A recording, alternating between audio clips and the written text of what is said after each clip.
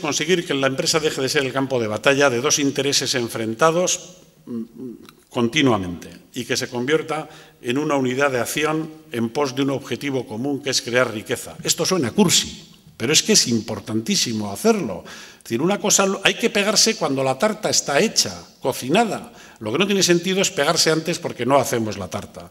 Es decir, una vez que hayamos conseguido crear riqueza, ahí sí que podemos discutir cómo la repartimos, ¿no? Yo creo que hay que eliminar también la funesta costumbre de ligar la evolución de los salarios a la inflación, que ahora está muy de moda, pero es que es una variable que tiene muy poco que ver con la propia empresa y es un tema que compromete seriamente su futuro. Bien, hay que restringir, esto se está discutiendo en estas semanas, hay que restringir severamente los ámbitos de negociación que superen el ámbito de la empresa. Y como corolario de esto, ya para que no quede nadie sin recibir, los empresarios tienen que ser conscientes de que individualizar la negociación obliga a aumentar y generalizar la información y aceptar la participación. Vuelve a sonar cursi, pero en otros sitios lo hacen, como por ejemplo en Alemania, porque no es ni posible ni justo asustar e informar solo cuando las cosas van mal y esconderse y callarse cuando van bien. Es decir, tenemos que flexibilizarlo todo. Buscamos la seguridad en el terreno personal, en el social, en el económico, pero es que la seguridad absoluta no existe. Y, por último, también necesitamos exportar más. Para crear empleo necesitamos actividad, necesitamos demanda. ¿De dónde va a llegar esa demanda? Pues del mercado interior no. Mientras tengamos 4,5 millones de parados, el consumo no va a repuntar y la inversión tampoco, no va a haber grandes inversiones privadas en este país. Tampoco podrá venir del sector público, porque tiene ahora su capacidad de actuación seriamente comprometida por las exigencias del control del déficit, ¿no? Así que ese volumen de demanda que no tenemos dentro y que la necesitamos, solo puede venir de fuera. Para captar esa demanda necesitamos precio y ahí empezamos mal, porque los costes, una parte están completamente internacionalizados y otros, como los laborales, son muy rígidos. Si no podemos confiar en los costes, tendremos que confiar en el valor añadido, es decir, en la tecnología. Por ahí todos los esfuerzos que se hacen son pocos, aunque yo sí propondría que nos fijásemos menos en cuánto gastamos en los temas de I+D y nos fijásemos un poco más en qué conseguimos con ese gasto. Porque todo el mundo se le sale a los medios encantado de la vida diciendo este año vamos a gastar no sé cuánto más en apoyo al I+D. Pero luego al final del año nadie sale diciendo con lo que he gastado, he conseguido este volumen de patentes, se han creado este volumen de empresas, se han contratado este número de trabajadores. Es decir, damos muchísima más importancia, lo estaba comentando antes con el diputado de Innovación, damos mucha más importancia en los presupuestos a la negociación de ellos que a la liquidación de los presupuestos y al control de lo que se ha hecho con ello, ¿no? Y necesitamos mercados, y esto yo creo que es la parte más positiva, porque mercados va a haber en el mundo, va a crecer en los próximos tiempos. Bien, y necesitamos también algunas actuaciones inmateriales. Es decir, creo que hay que hablar más de deberes y menos de derechos, pues llevamos demasiado tiempo hablando mucho de derechos y poco de deberes. Yo, a título de anécdota, os contaré, yo me leí el Estatuto de Cataluña y me sorprendió que estaba constantemente hablando de deberes y le di al contador de palabras cuántas veces sale la palabra, me sorprendió cuánto salía la palabra derechos. Conté 256 veces salía la palabra derechos. Luego le di a la del deber y no pasaba de 70.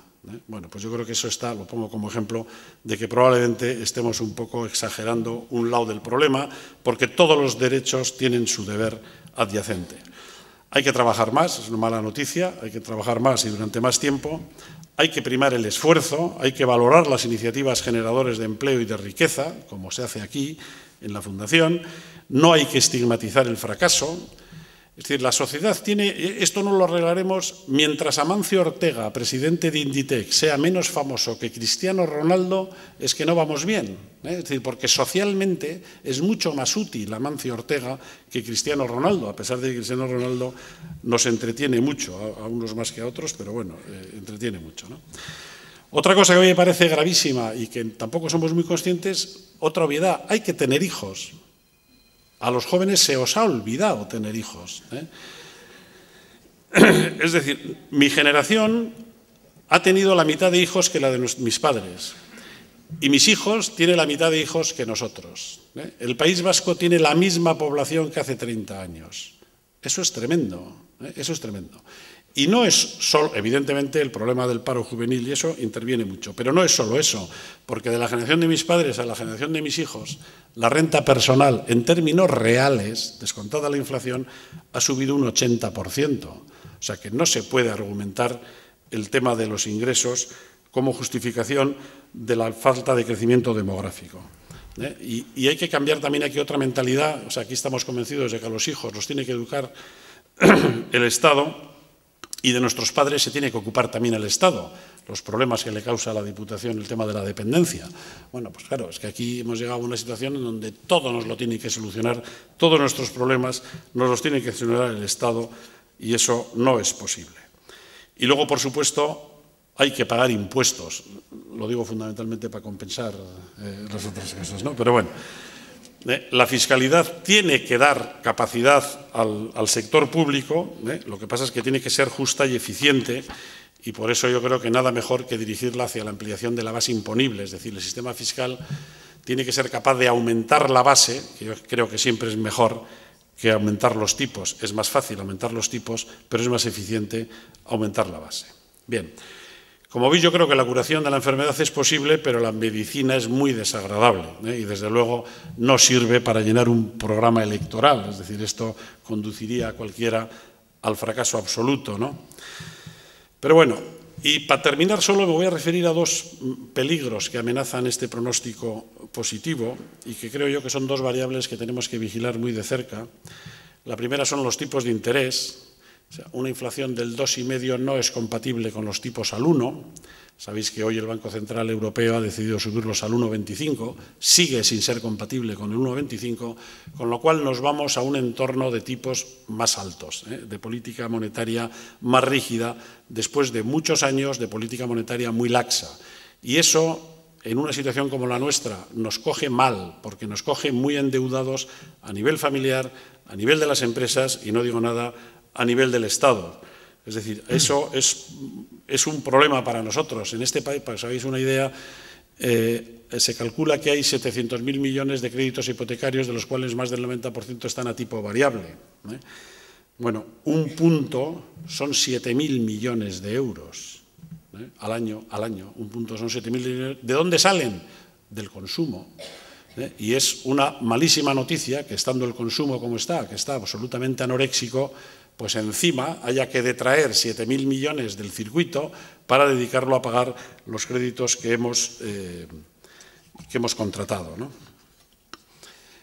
He visto el otro día, el domingo justo, leí un cálculo que hacía un economista famoso, que probablemente sea el próximo ministro de Economía si gana el PP, que decía que eso restaba 3 décimas al crecimiento, que igual no parece mucho, pero claro, cuando vamos a crecer, el gobierno dice que el 1,3, solo se lo cree él, no se lo cree nadie, pero vamos a crecer pues 0,8 en el mejor de los casos, o 0,7, pues 0,4 es la mitad del crecimiento, ¿no? O sea que es un tema extremadamente importante.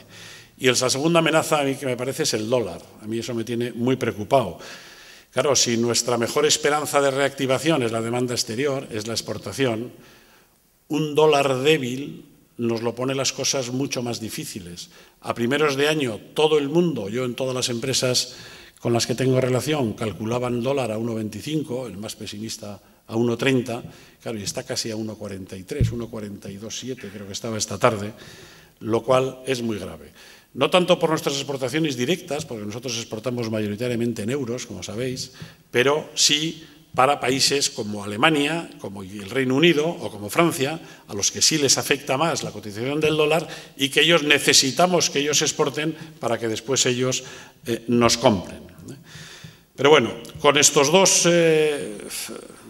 temores, yo sinceramente creo que, analizando nuestra historia, somos perfectamente capaces de salir de esta, siempre y cuando nos pongamos a la tarea de hacerlo y asumamos los costes fundamentalmente personales, que eso tiene. Y nada más, muchas gracias.